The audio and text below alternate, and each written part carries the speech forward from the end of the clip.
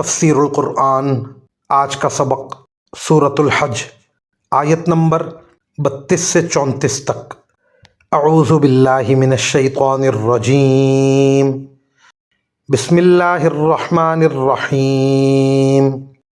ذالک ومن یعظم شعائر اللہ فإنہا من تقوی القلوب۔ لکم فیہا منافع الی اجل مسمی ثم محلها الی البیت العتیق، وَلِكُلِّ أُمَّةٍ جَعَلْنَا مَنسَكًا لِيَذْكُرُوا اسْمَ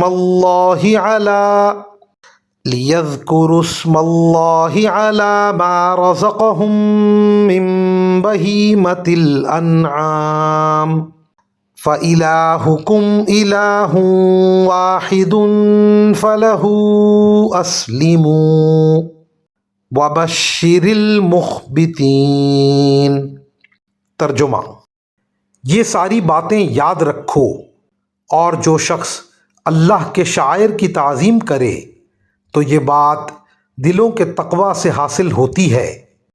تمہیں ایک معین وقت تک ان جانوروں سے فوائد حاصل کرنے کا حق ہے، پھر ان کے حلال ہونے کی منزل اسی قدیم گھر یعنی خانہ کعبہ کے آس پاس ہے، اور ہم نے ہر امت کے لیے قربانی اس غرض کے لیے مقرر کی ہے کہ وہ ان مویشیوں پر اللہ کا نام لیں جو اللہ نے انہیں عطا فرمائے ہیں، لہٰذا تمہارا خدا بس ایک ہی خدا ہے، چنانچہ تم اسی کی فرما برداری کرو اور خوشخبری سنا دو ان لوگوں کو جن کے دل اللہ کے آگے جھکے ہوئے ہیں۔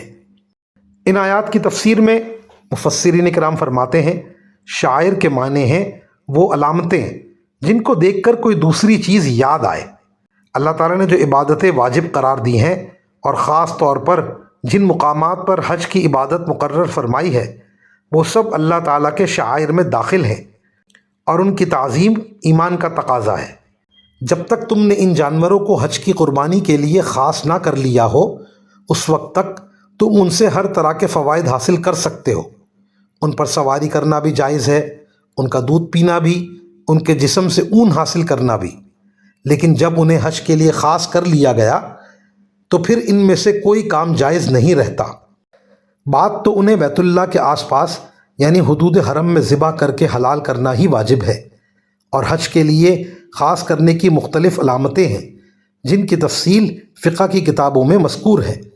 وآخر دعوانا ان الحمد للہ رب العالمین۔